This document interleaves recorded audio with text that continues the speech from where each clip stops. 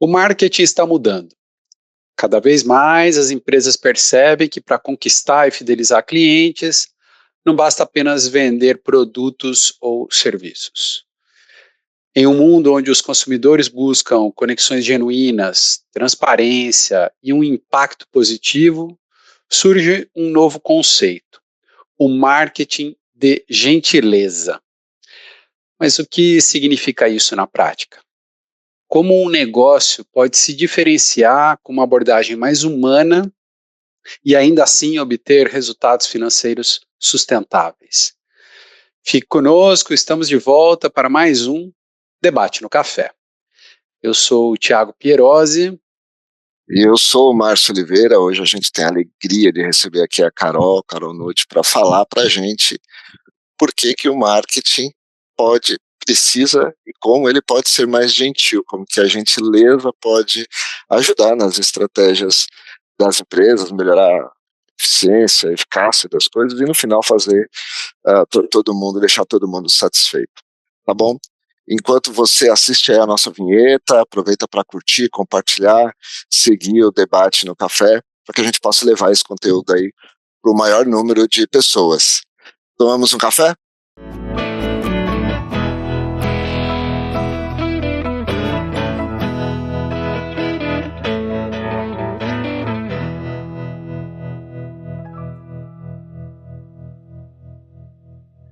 A Carol é especialista em Customer Centricity, sócia do marketing de gentileza, mentora de marketing e vendas para negócios B2B, palestrante e professora em instituições renomadas como ESPM e Startse.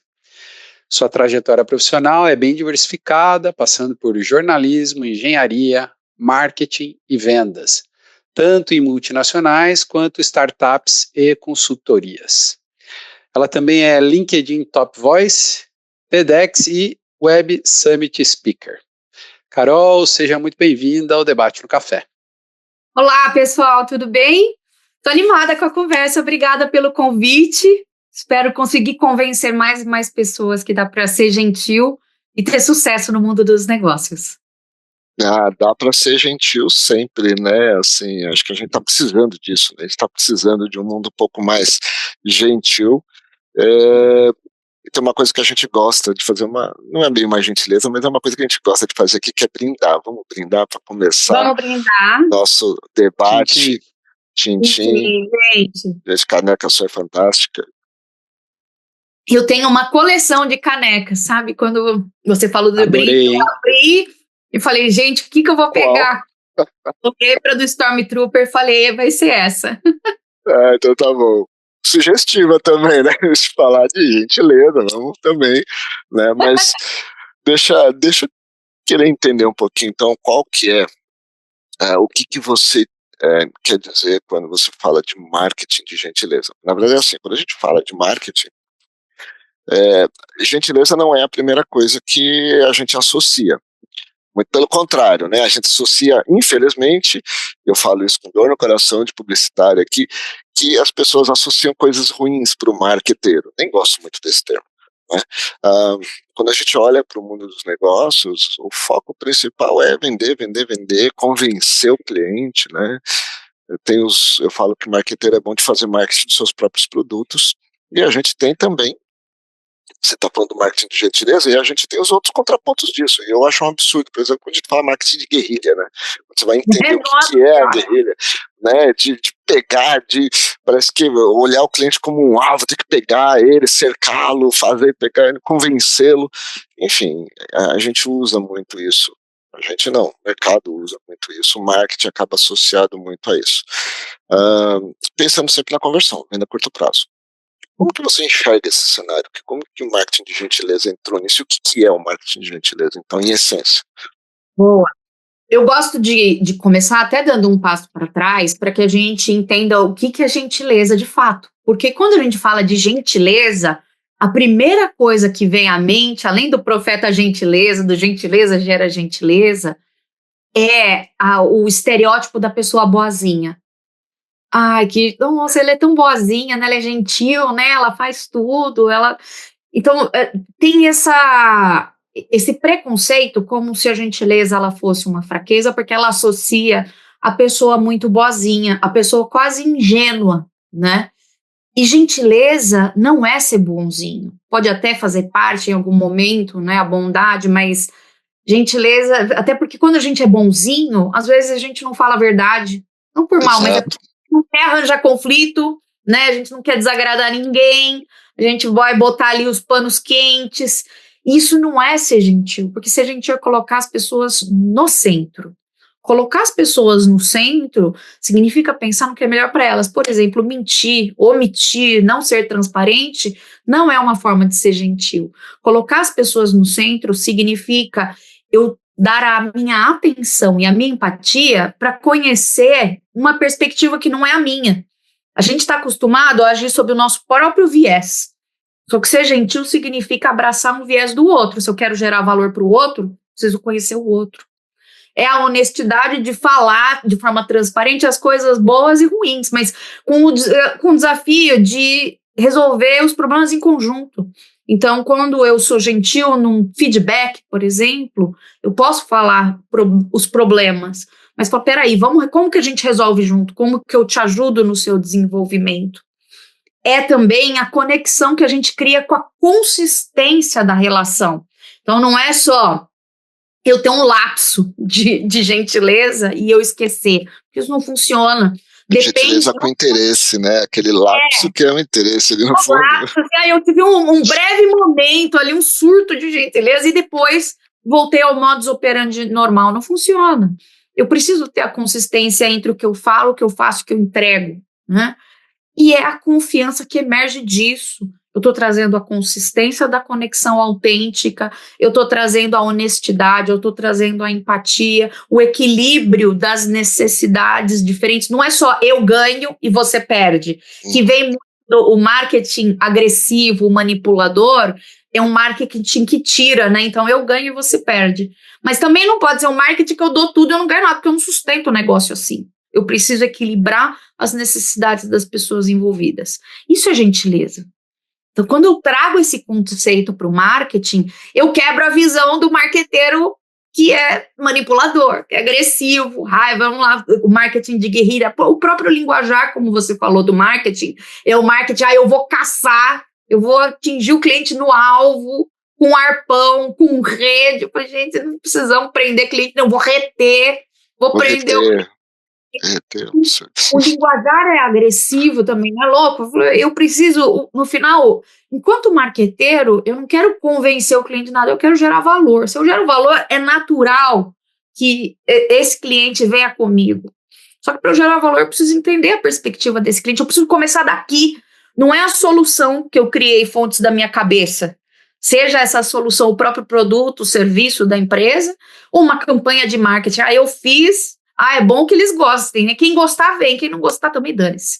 Não, eu começo entendendo qual é a necessidade desse cliente, por onde ele quer se comunicar comigo, que informações ele deseja, que dúvidas ele tem, que desejos, o que motiva, o que faz com que esse cliente caminhe na jornada do cliente comigo. Isso é fundamental, é a base do que devia ser. E aí a gente fala, não tenho tempo. Pela pressa, eu falo, eu vou fazer aqui do jeito que eu quero, na agressividade, no marketing de performance, né? Testar, aprender, melhorar, só que sem dedicar o tempo em quem vai direcionar tudo. Então, assim, eu brinco que é até óbvio, mas o óbvio precisa ser feito e dito, não só dito, precisa ser feito também. Então, todo mundo fala, eu sou centrado no cliente. Ser centrado no cliente é a base da gentileza. O quanto que a gente faz isso de verdade? Quanto que eu pego esses aprendizados e boto para dentro de verdade? Quanto que eu tenho uma escutativa contínua com o meu cliente? O quanto que eu, enquanto marketing, estou alinhada com vendas para garantir que a gente está falando a mesma coisa para o cliente? Eu ali, toda a jornada de aquisição, e aí eu estou na aquisição, né, de atração de clientes, e aí vendas está falando a mesma coisa que eu estou falando, porque se não tiver eu tenho uma inconsistência, e eu quebro a confiança aqui. E depois, beleza, a gente, né, comunica, vende, e aí mundo misterioso, esquece o cliente, como se a gente só olhasse para um pedaço da jornada. Mas marketing gentil olha para toda a jornada. eu quero garantir, manter o amor vivo desse cliente comigo. Então, é uma visão que é óbvia, que quando a gente explica, fala, nossa, como que não fizemos isso antes? Mas na prática, ela é pouco vista. E ela vem com desculpas do tipo, não tenho tempo. Ah, eu copiei a boa prática de outra empresa, mas, gente, a outra empresa tem o mesmo cliente que você? Não, geralmente não. E aí a gente está querendo copiar, aí depois não sabe por que deu certo, a gente satura canais, em vez da gente começar pelo que importa, que é o cliente. A gente convive com essas discussões o tempo todo também, né? Não necessariamente com a abordagem da gentileza, mas a gente também está no mesmo segmento de centralidade no cliente. Eu falo que tudo começa no propósito, na verdade, o que direciona o negócio. Né? O propósito nobre, o que é o propósito nobre? É aquele propósito que vai além do lucro. O lucro é importante, vender é importante, você falou, tem que sustentar o negócio, mas tem que ser sustentável, né? Não é só aquela visão de curto prazo. Eu acho que talvez um dos grandes problemas para conseguir fazer isso no dia a dia, sair do conceito, acho que a gente vai falar um pouco mais disso aqui, para a prática, é que principalmente em grandes corporações, você tem os silos, né? Tá cada um olhando para o seu quadradinho, para a sua meta, tem que vender, tem que fazer, eu tenho que, enfim, tem alguma meta que é mais importante a meta do que eventualmente até o cliente que vai gerar o resultado da meta, é a meta pela meta, né? A venda pela venda, é o tempo de atendimento pelo tempo de atendimento, não importa se eu estou resolvendo um problema, mas estou ficando na meta, então é o controle do custo, enfim, é um monte de coisa que acho que precisa quebrar um pouco a cultura, né? Não é um trabalho fácil, mas é uma coisa de falar de propósito e quebrar a cultura, talvez, né? Até foi um bom ponto que você trouxe, porque no método que a gente desenhou, a gente começa por isso, pelo propósito. Porque a gente reverbera para fora a essência que vem de dentro. Se eu tenho um propósito forte que gera impacto positivo para as pessoas, eu começo daqui. Só que não adianta eu ter um propósito lindo no papel e dentro de casa, com as pessoas colaboradoras, dentro da minha cultura, eu faço diferente do que eu falo para fora também. Porque de um jeito ou de outro, uma hora isso vai cortar. Eu conheço um caso próximo, assim, de inconsistência, que tem ali uma narrativa muito bonita, só que as pessoas de dentro e outras pessoas falam. Né? Hoje o mundo está interconectado. As pessoas que têm uma experiência ruim de dentro de casa falam, olha, aqui não acontece como fala fora. É igual eu falar, eu acho inclusão importante, mas dentro de casa eu não tenho nada de inclusão. Não adianta, a inconsistência ela vai aparecer. Então eu preciso começar de dentro. Eu preciso ter consistência dentro. Eu tenho um propósito, mas sobretudo eu tenho um propósito que se desdobra na cultura da empresa. Se desdobra na forma como eu trato as pessoas da empresa, para depois eu olhar para o meu entorno. Né? Então tem que partir daí, não tem jeito. E ainda assim, numa visão ainda mais míope, como você trouxe até a forma como a gente vê métrica, né? Qual que é o propósito de cada área, de cada pessoa que trabalha? É gerar mais leads, por exemplo? É gerar mais tráfego? Ou é gerar valor para quem está ali naquela etapa da jornada? Quando eu fico tão focado naquela uma métrica, eu esqueço, né? Eu estou otimizando algo que às vezes nem precisava existir, mas eu estou ali, ó, brigando com aquela meta, mas eu não tenho uma visão transversal da jornada. Então fica muito raso, né? Enquanto marketing, a gente, pelo imediatismo, às vezes cai nessa cilada e não pode cair, né? Eu gosto dessa parte que você fala, Carol, de acompanhar a jornada, cada um vai chamar de um jeito. A gente já teve um episódio onde a gente brincou aqui de calvário do cliente, e essa visão humana faz de tudo para que não seja um calvário, e sim uma jornada, que seja leve, que o cliente não sofra, e que ele se mantenha, né? Porque a gente fala, vocês estavam comentando aqui, né? A gente fala muito de adquirir novos clientes, a gente investe pesado, empresas investem pesado em adquirir novos clientes, e muitas vezes a gente acaba esquecendo de zelar por aqueles clientes que a gente já tem, né? Manter aquele cliente que já está na nossa base, já é um cliente nosso, e que a gente pode ali fazer um upselling, fazer um cross-selling com esse cliente e aumentar o lifetime value dele, né? Como que uma gentileza pode contribuir para eu identificar esse cliente e tratá-lo melhor? Como que eu posso, ou uma gentileza, ou uma empresa mais humanizada, né? Como que ela pode interpretar melhor esse cliente, as necessidades desse cliente, falando de coisas mais tangíveis? Como que ela pode fazer isso? Boa. Como eu sou professora também, eu estudo muito a todo momento. E sou japonesa também, então gosto de estudar, né? E eu já vi estudos que mostram que é de 5 a 25 vezes mais caro conquistar um cliente do zero do que manter um atual. Se é 5 ou 25, não importa, mas é um número expressivo. É muito mais barato eu manter o cliente dentro de casa, que já compra minha proposta de valor, que entende o que eu faço, manter esse cliente comigo, do que eu trazer um cliente do zero. Você fala, Carol, então não vamos trazer cliente do zero? Não. É uma questão de direcionamento de recurso. O que eu não posso tacar 90% do meu budget na aquisição e não olhar para depois, na jornada de expansão do relacionamento com esses clientes. Que a maioria faz, na verdade, né? O que a maioria faz. Inclusive, marketing foi se especializando tanto, que foi ficando tão na jornada de aquisição, que esquece que o impacto de marketing é transversal nessa jornada. E aí, quando você traz o tema de jornada, para mim, eu falo, nossa, eu sou a maior evangelista de jornada que você vai conhecer. Porque, para mim, a jornada do cliente é uma ferramenta de gestão. Não é um template bonito, eu vou pegar no Google agora, digitar, falar, template da jornada do cliente, vou preencher. A primeira jornada do cliente que eu preenchi foi um template de uma consultoria muito famosa, trabalhava em multinacional, preenchi com fontes da minha cabeça, não usei para nada, ficou no planejamento estratégico e morreu lá. Não é isso que a gente quer.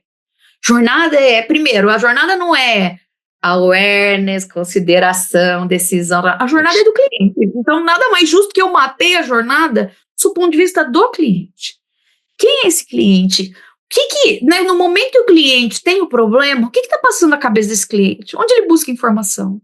Quem influencia? Quais são as dores, que informações ele precisa para evoluir para a próxima etapa da jornada? No final, o nosso papel de negócios é fazer a gestão de como que esses clientes vão evoluindo, etapa por etapa. Quanto mais fluida for essa jornada, quanto menos a gente desapontar o cliente, mais a gente otimiza o LTV, certo? Só que essa jornada, o cliente vai passar de forma mais flexível aqui, quanto mais eu gerir a confiança no relacionamento com essa jornada. No final, o que a gente vive hoje é uma crise de confiança nos negócios. Eu tenho tanta opção, eu não sei se é exatamente isso que eu preciso. Será que eu não deveria mudar para outro produto? Será que eu não devia fazer outra coisa? Tem tanta informação acontecendo. Será que a solução que eu uso hoje já não devia funcionar para mim? A todo momento eu estou questionando as soluções que eu compro, certo?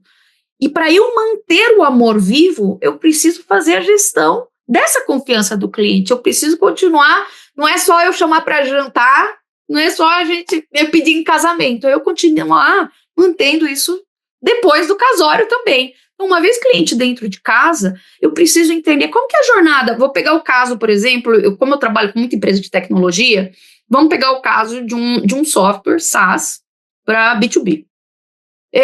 Fechamos o negócio, geralmente um ciclo de vendas longo, né? Aí fechamos o negócio, e aí tudo que foi prometido por venda chega na implementação. O que acontece? Fricção, aquilo que foi prometido não aconteceu, um monte de falta de informação, aquilo que era para ser um mês virou 10 meses, caos.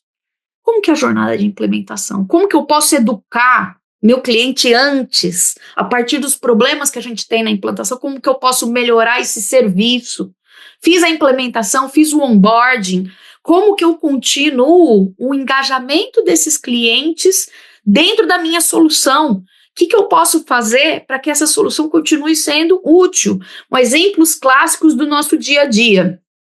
O Uber mede diariamente número de corridas. Eu posso ter o aplicativo do Uber dentro do meu celular. Se eu não estou utilizando, eu já não sou um cliente que está com o Uber, então eu preciso saber se eu estou comprando. Vamos pegar o caso de Netflix, Spotify, plataforma de streaming. Essas plataformas estão medindo o tempo que eu uso esse aplicativo, é o tempo gasto ouvindo música, o tempo gasto assistindo série. Se eu não entro com frequência nessa solução e se eu não fico um tempão usando, não adianta. E eu, enquanto marketing, enquanto vendas, enquanto CS, o time inteiro que está trabalhando aqui precisa falar, pô, como que eu consigo incentivar o cliente a usar a minha solução? Mas como que eu faço isso? Como eu gero valor para o cliente? Se eu não mostrar para o cliente que a minha solução resolve o problema dele, ele vai dar churn, ele vai embora. E isso depende dessa jornada. Mapear as fricções dessa jornada para eu contornar esses problemas é um papel de negócios. E isso é gentil, é eu colocar essa jornada no centro, é eu trabalhar cada campanha, cada ponto de contato, cada interação com o cliente para gerar valor ao longo dessa jornada. Quanto mais consistente é essa entrega, quanto mais transparente é a minha relação, eu não posso ter momentos que a gente fala assim, o cliente não precisa saber disso. Não, a gente, por exemplo, num problema de implantação, gente, vamos conversar, putz, se tiver um problema aqui, mas me conta, eu quero resolver rápido, a honestidade é que importa. E, por fim, a capacidade, porque também não adianta eu ser muito legal, eu ser consistente, mas eu não entregar, eu preciso entregar. Então, a confiança que eu preciso gerir ao longo da jornada depende de consistência, honestidade e capacidade de gerar valor para o cliente. Se a gente olha disso para um lado da jornada, por que a gente não olha para o outro? Tem que olhar ponta a ponta. E esse cliente que está feliz, o que ele faz? Além de ele continuar comigo, ele pode expandir, fazer um upsell, um cross-sell, e ele pode, a melhor coisa do mundo que todo marqueteiro quer, que é falar bem de mim. Cliente que fala bem de mim é o melhor departamento de marketing que qualquer empresa vai gerar. Então, quanto mais eu gero valor para esse cliente, mais ele vai falar bem. E mais novos clientes vão chegar sem eu gastar um centavo. Carol, gostei.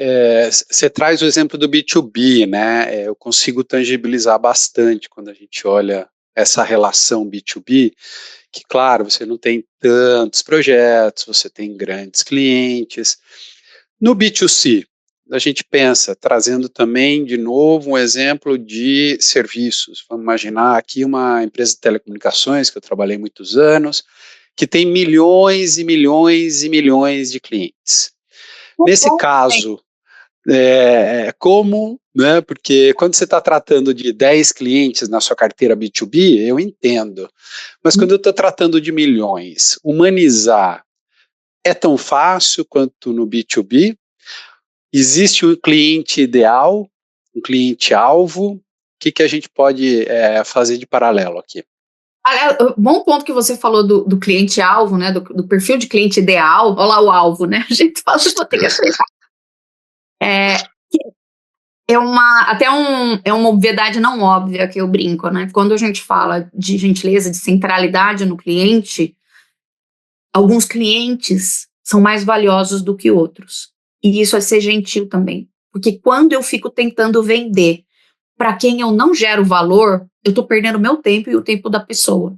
E aí você falou de mercado de telecom, tem mercado de banco, a quantidade de spam, de outbound que a gente recebe é fora de sério. E isso tanto no B2C quanto no B2B. Né? Então, se eu falar no B2B, todo dia eu recebo 3, 4 mensagens do LinkedIn que não tem nada a ver comigo.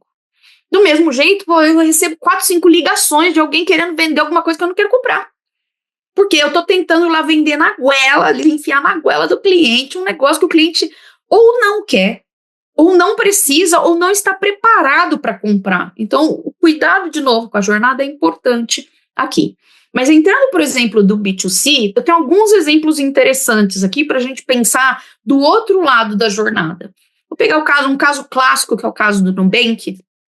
É uma marca que trabalha, e por muito tempo eles falaram, meu departamento de marketing, o meu CAC é 0. Por quê? Eles prezam muito pela qualidade do serviço após o momento que clientes se tornam clientes, né? Que aquele prospect virou cliente.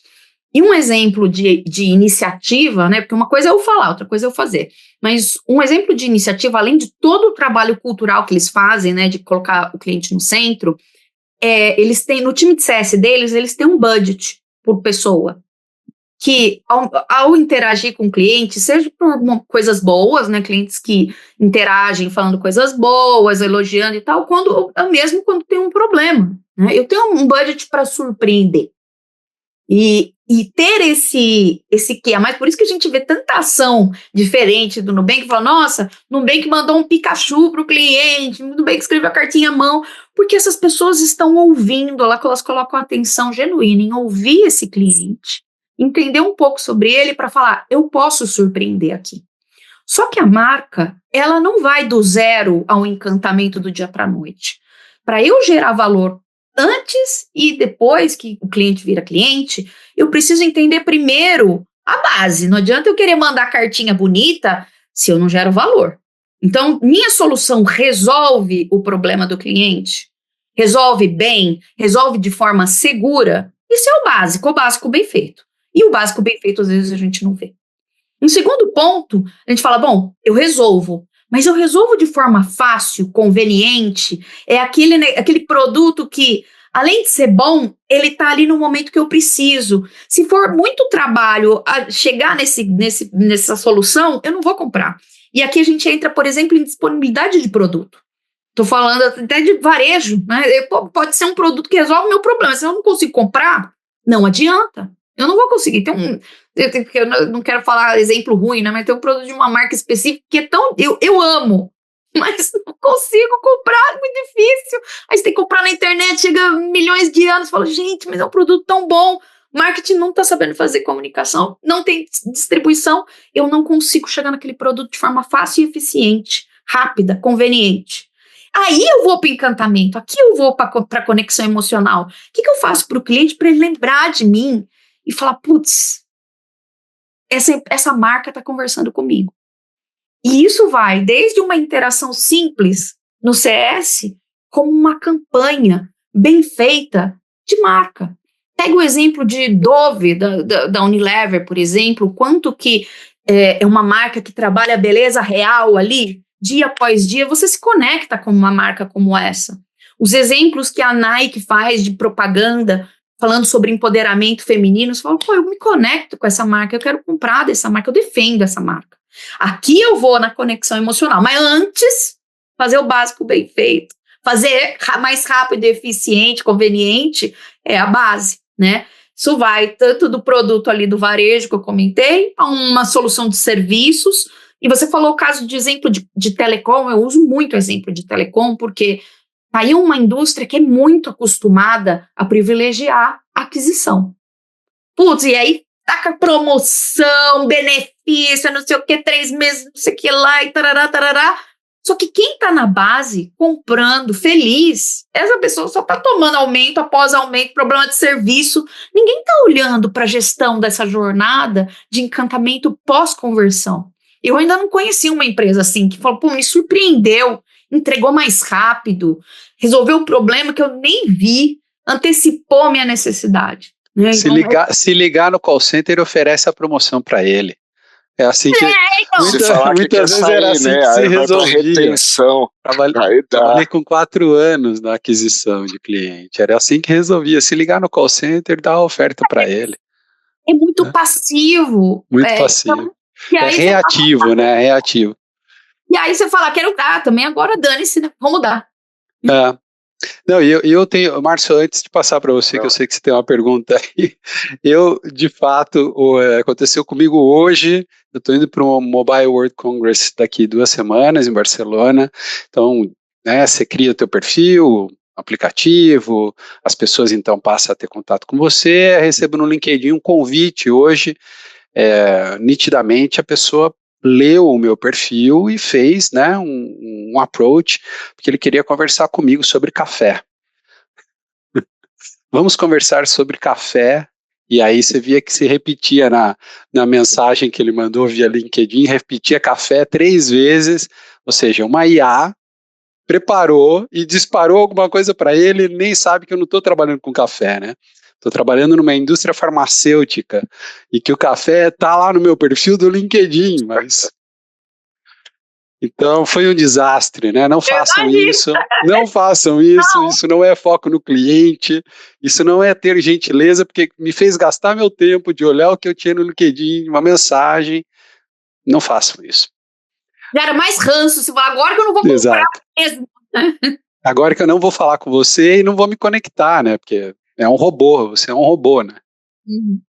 Verdade. Aí agora, deixa eu trazer esse aspecto da tecnologia, então, porque quando a gente começa a falar de algumas coisas com as empresas, principalmente quando a gente vai trabalhar conceitos e vai trabalhar coisas que são, que permeiam a empresa como um todo, é isso que você está falando? Permeia a empresa como um todo, na verdade, né? O comportamento, a gente fala de propósito, da cultura, que é o propósito sendo colocado em prática, e que depois vai permear a empresa como um todo. Como que a gente faz para escalar? Esse é o ponto que às vezes eu escuto, tipo, tá bom, legal, mas como que eu escalo isso no meu negócio? Aí falando de, demos exemplo aqui, né, de mercados que você tem milhões de clientes, como que você escala? Como que a tecnologia ela pode ajudar e que cuidado tem que ter? Porque a tecnologia pode atrapalhar, né? O Thiago acabou de dar um exemplo aqui, quando a gente vai falar eu falo muito de CRM, quando a gente começa a falar de CRM, cai muito para tecnologia, para automação, aí para automação, para dar escala, para fazer ação, e eu estou cansado de, tanto como cliente, receber impacto absurdo, né? A gente falou aqui do óbvio, de cuidar dos detalhes, né? Dos pequenos detalhes, são coisas absurdas que passam batido na maioria das empresas, né? Um exemplo que eu vi usando recentemente foi de uma viagem que eu fiz, fui lá naquela agência digital lá, comprei a passagem, né, destino, origem aqui, Guarulhos, destino, aí eu comecei a receber as ofertas, né, que a gente faz lá dos cross-sell e tudo mais, veio das automações, oferta para Guarulhos, minha viagem para Guarulhos, hotéis em Guarulhos, o que fazer em Guarulhos, mas Guarulhos é minha origem, eu só vou lá porque o aeroporto fica lá, e depois ele vai ser destino quando eu estiver voltando, mas assim, veja bem, é só um detalhe operacional, mas está setado na ferramenta, origem, destinos, e você faz as ofertas para todo mundo, não tem a inteligência, e isso também, quando a gente fala de gentileza, eu estou entendendo que tudo isso faz parte, mas hoje as empresas olham para, preciso escalar, eu preciso fazer a coisa. Como escalar, mas que cuidado ter? Como usar a tecnologia a favor e não contra? Esse é um tema que dá para falar só disso, né? O podcast inteiro. E sempre falo, tecnologia, ela é um risco ou é um benefício. E eu não lembro. Que aperta o botão. Eu acho que é uma pesquisa do Salesforce, eu até posso pegar depois, vocês deixam como referência no podcast, que fala que cada vez mais, eu não lembro, assim, 75% das pessoas sentem que o avanço da IA vai prejudicar as relações de negócios, vai prejudicar a experiência do cliente e não melhorar, né? E isso acontece porque a gente usa tecnologia, não adianta também eu pegar a operação e polvilhar de IA, e isso vale para outras tecnologias, né? Então, por que a transformação digital falha tanto nas empresas? Porque eu pego a tecnologia, enfio na minha operação, mas eu não estou olhando a intenção por trás dessa tecnologia. Se eu não parto da necessidade das pessoas, se eu não parto de como resolver o problema das pessoas, depois eu vejo a tecnologia, não adianta. Então, não é sobre polvilhar IA na operação. Eu preciso partir dessa necessidade. E olha como a gente tem exemplos de tecnologia aplicada em escala que personalizam a experiência. Por exemplo, quando você entra na interface do Netflix, por exemplo, vou pegar uma plataforma de streaming, aquela plataforma, aquela interface, na hora que eu abro, e se você abrir na de vocês, ela vai ser completamente diferente, porque ela foi feita para mim. Ela foi feita baseada nos meus comportamentos, as sugestões. Ela pergunta, fala, olha, faz sentido essa sugestão. O ChatGPT esses dias também pergunta, pô, essa resposta tá melhor ou tá pior? Qual que você prefere, a 1 ou a 2? A tecnologia tem meios de aprender com o cliente. A gente pode usar, mas ela aprende desde que eu coloque a voz do cliente como orientação. Um outro exemplo interessante é a Lu, do Magalu, que foi feito todo um trabalho de marca em cima da Lu, para eu personalizar aquela interação. Ninguém gosta de conversar com chatbot, mas com a Lu eu converso. Olha como o trabalho, aí ela tem perfil e ela conversa. E as pessoas falam, pô, eu tô conversando com a Lu, que legal, quero testar, quero falar com ela. Então, eu tenho como humanizar essa relação, eu tenho como humanizar a linguagem, mas a humanização não é sobre ligar a câmera, sobre usar o nome, personalizar o nome e a empresa, mas é sobre partir desse comportamento. Então, putz, uma boa IA, ela vai identificar o seu comportamento e, olha, não precisa nenhum gênio entender que se você está indo e voltando, provavelmente seu lugar de moradia é de onde você sai, para onde você está indo, é para onde você quer ir. É básico, se for ir para um lado ou para o outro, ele pode até perguntar. Falou, bom, tô vendo, faz sentido para você? Não faz? Pô, acabou. Então, a tecnologia ela precisa evoluir com o cliente, ela não pode estar escrita em pedra. E boas inteligências artificiais, elas são inteligentes, elas evoluem com o cliente. Mas tem momentos também que, putz, você vê que a IA não funciona. Pega assim, putz, quem nunca já ligou para banco e você fica ligando, aperte 1, aperte 2, aperte 50 e você vai, e você não chega em nenhum lugar. Em algum momento, se você vê que, analisando esses dados, você não resolve o problema do cliente, então eu tenho que ter na ponta uma possibilidade que é mais personalizada. Eu tenho que aprender com essa jornada. Eu tenho que ver onde que eu estou desapontando o cliente. Se eu não identifico isso, eu não tenho como aprender, e eu também não tenho que pensar onde que eu tenho que colocar mais personalização, onde eu tenho que colocar uma pessoa. Mas, sobretudo, as pessoas têm que estar ali para analisar criticamente essa jornada. Faz sentido? Acho que aí a gente volta naquilo que você falou no começo, né, de colocar o cliente verdadeiramente no centro. E aí é o cliente que está no centro, não é o produto, não é o processo que está no centro, não é a tarefa que está no centro, não é a tecnologia que está no centro, é o cliente que está no centro. E aí tem que ter a intenção, né? Colocar o cliente no centro tem que ter uma intenção verdadeira de se...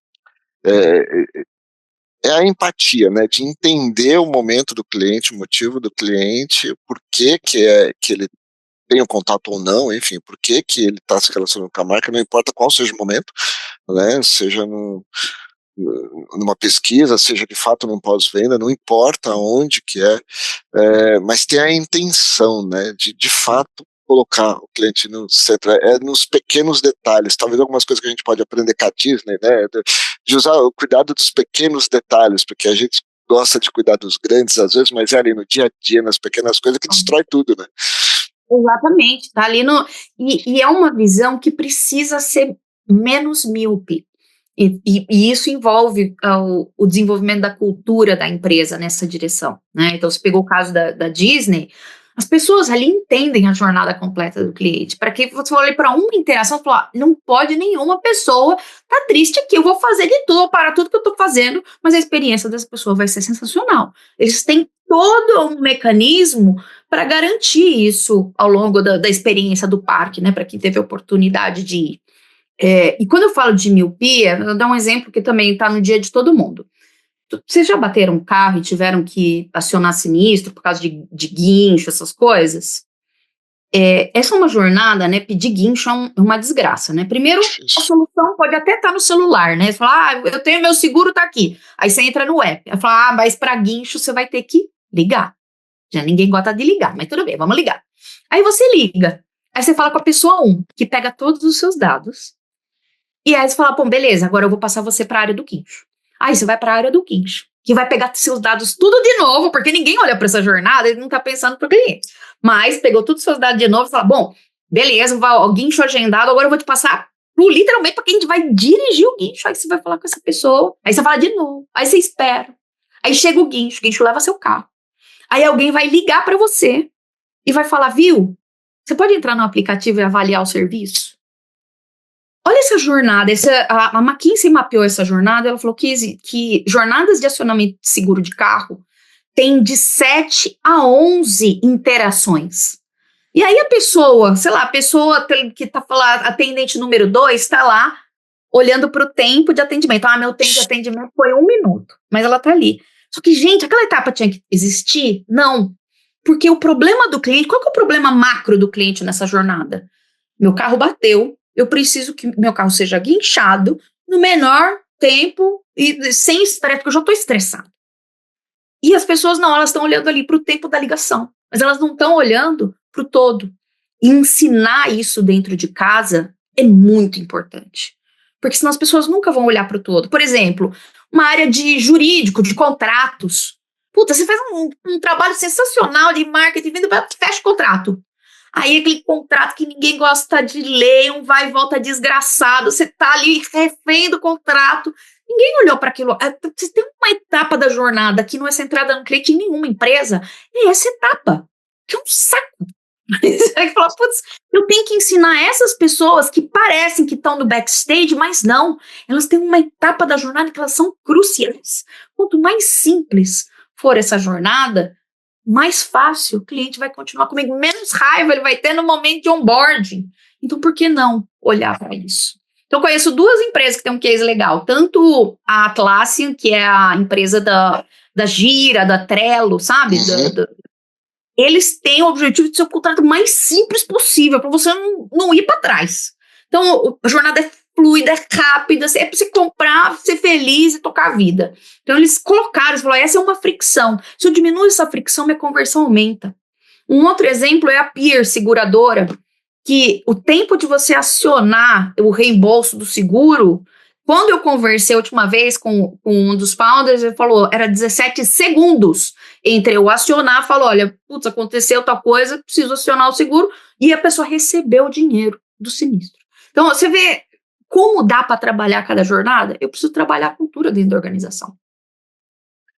Eu vou pegar o gancho, Márcio, não sei se você quer comentar, mas eu queria aproveitar esse gancho, porque a gente falou sobre legal design no episódio 55 aqui do Debate no Café, com a Katsuri Machado, e foi uma aula falando sobre contratos e essa dificuldade, né?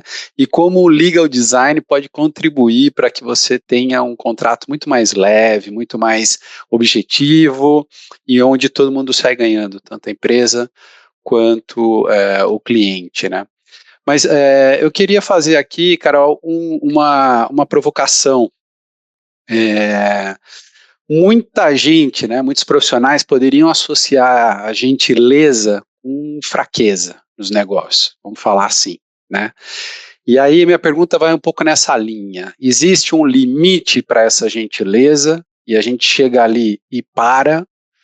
E aproveito também para te perguntar métricas, indicadores que podem contribuir para defender a humanização e a gentileza dentro das empresas. Boa, eu entendo de onde vem essa coisa da fraqueza, porque o mundo dos negócios, ele é agressivo, ele é frio, calculista, é o no pain, no gain, sangue nos olhos, e a gente vem dessa cultura e ela está enraizada nos negócios, só que ela é um contrassenso frente ao mundo em que as barreiras de entrada nos mercados caíram. Eu tenho mais concorrentes, eu tenho clientes cada vez mais informados, com informação na palma da mão, no B2C ou no B2B, eu posso pesquisar tudo e todos, tem um monte de solução, o poder de barganha está na mão dessa pessoa.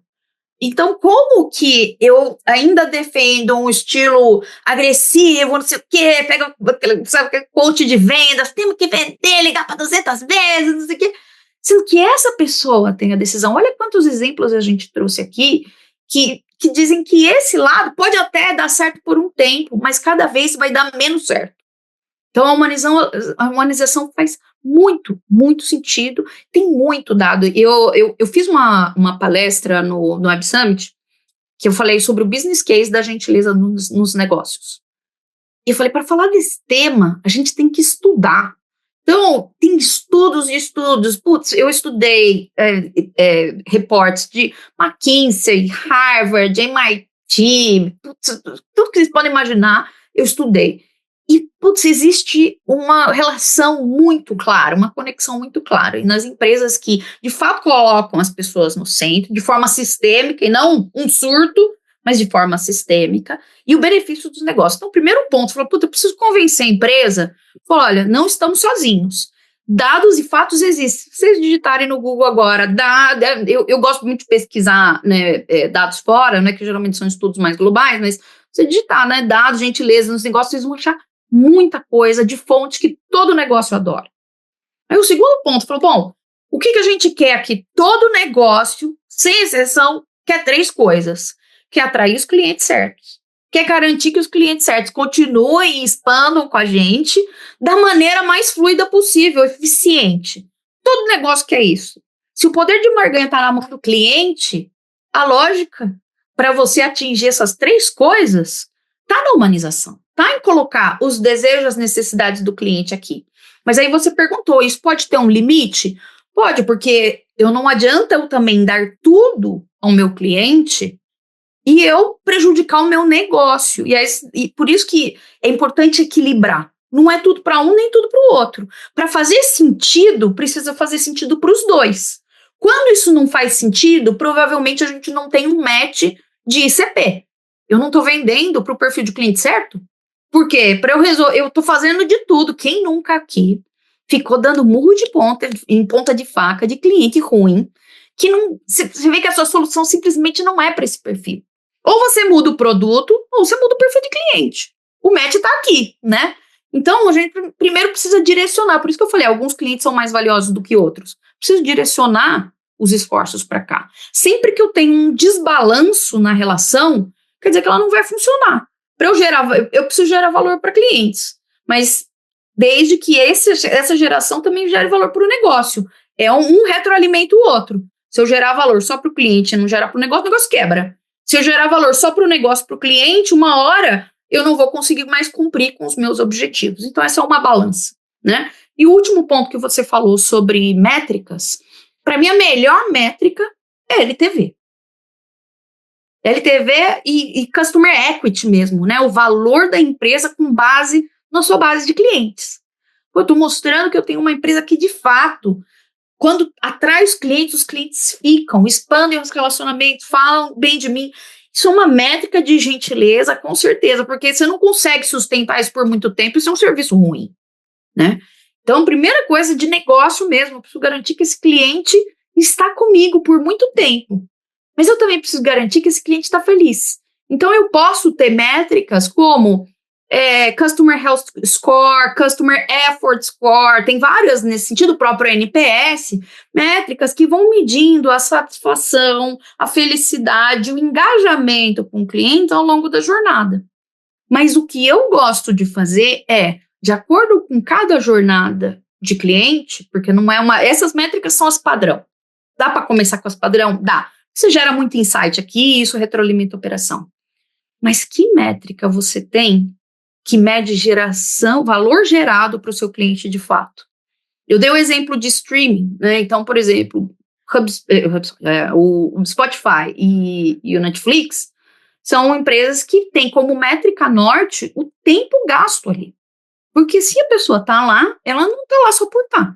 Ela está gerando. E isso é uma combinação de quantos clientes eu tenho na base, quantas vezes esses clientes entram na minha solução e quanto tempo elas ficam por sessão. Eu estou multiplicando os 3 aqui. Não tem medida de valor melhor. Só que veja, isso é a métrica do Netflix, do Spotify. Qual é a métrica do seu negócio? Que métrica, olhando para a jornada do cliente, mede valor gerado aqui? Eu dei o exemplo do Uber, né? Número de corridas.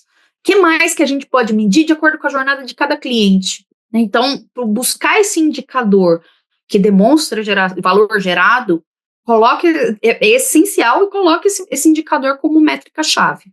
E, por último, o que eu gosto de trazer, para além da métrica numérica, é que a gente olhe para indicadores qualitativos de confiança. Então, quando que um cliente trouxe um feedback espontâneo, como que, por exemplo, numa empresa de serviços, de consultoria, que é um mercado com que eu trabalho muito, como que reações que eu preciso observar dentro de uma reunião para saber se esse cliente está feliz?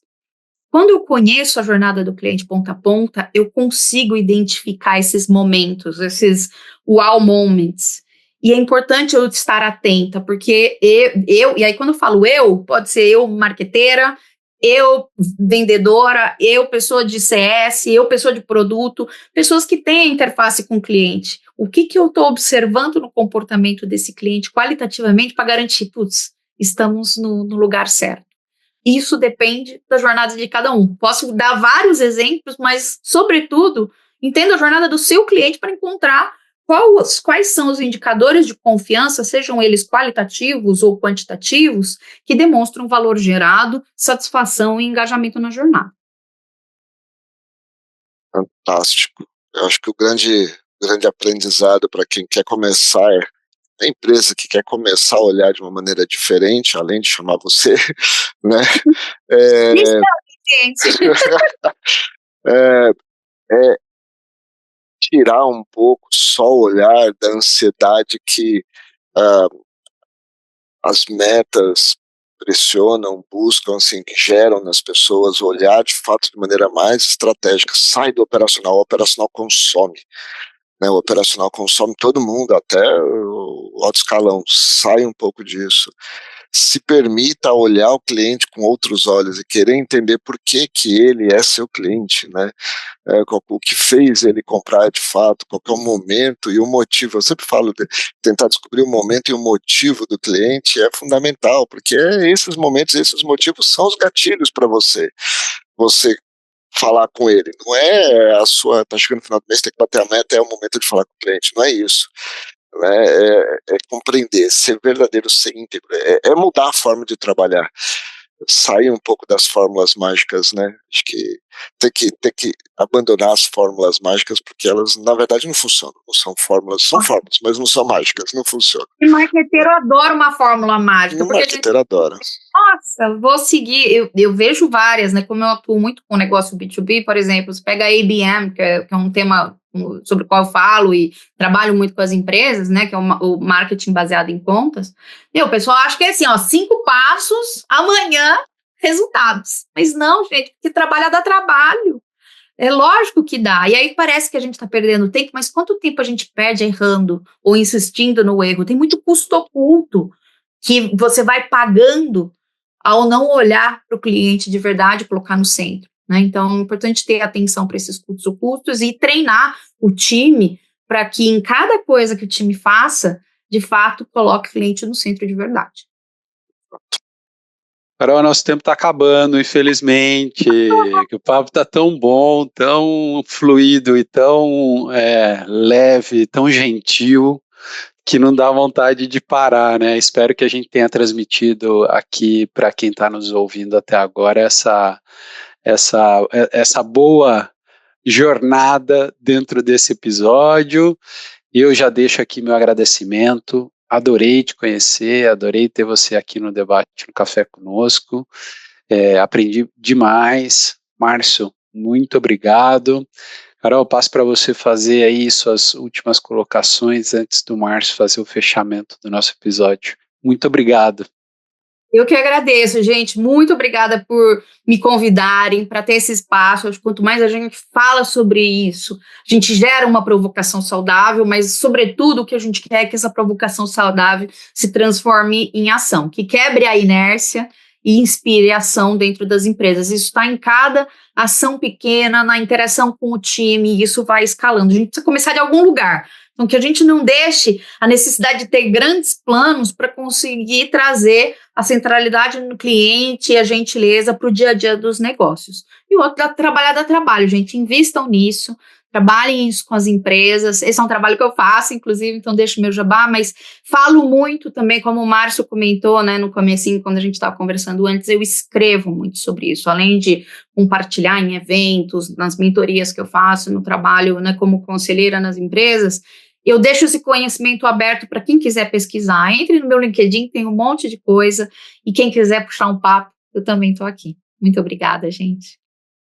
Carol, muito obrigado. Obrigado mesmo. Foi fantástico. Mais uma aula, né? A gente sempre fala aqui que o Debate no Café é quase que um MBA. Se assistir todos os episódios aí, estamos chegando aí com quase 80 episódios. Quase 80. Sério? É um MBA e hoje foi mais uma aula fantástica, provocativa para para de fato incomodar no sentido de, né, tem que fazer diferente, né, não é do mesmo jeito. Empresa, você não foi feita para vender produto ou serviço, né? Você foi feita para atender uma necessidade de uma pessoa e você tem que deixar ela satisfeita. Se ela ficar satisfeita, ela vai comprar sempre. Se ela não ficar satisfeita, ela não vai comprar. Simples assim, por mais que você queira convencê-la. Eu acho que a gentileza está na base de tudo isso. Entender esse conceito de gentileza que a Carol traz está na base. Carol, muito obrigado. Obrigado mesmo. Acho que foi um conteúdo fantástico. Para você que nos acompanhou até agora aqui, vamos deixar na descrição aí os contatos da Carol também. Vai lá, siga ela no LinkedIn, olha lá o conteúdo dela, vai olhar tudo que ela faz. Também aproveita para, de novo, curtir, compartilhar o Debate no Café, para a gente poder levar esse pensamento para mais pessoas, né, que é tão importante para as empresas, para construir um relacionamento melhor, né, intencionalmente melhor entre empresas e clientes, certo? E também aqui até o próximo Debate no Café. Um abraço, gente. Tchau. Até mais.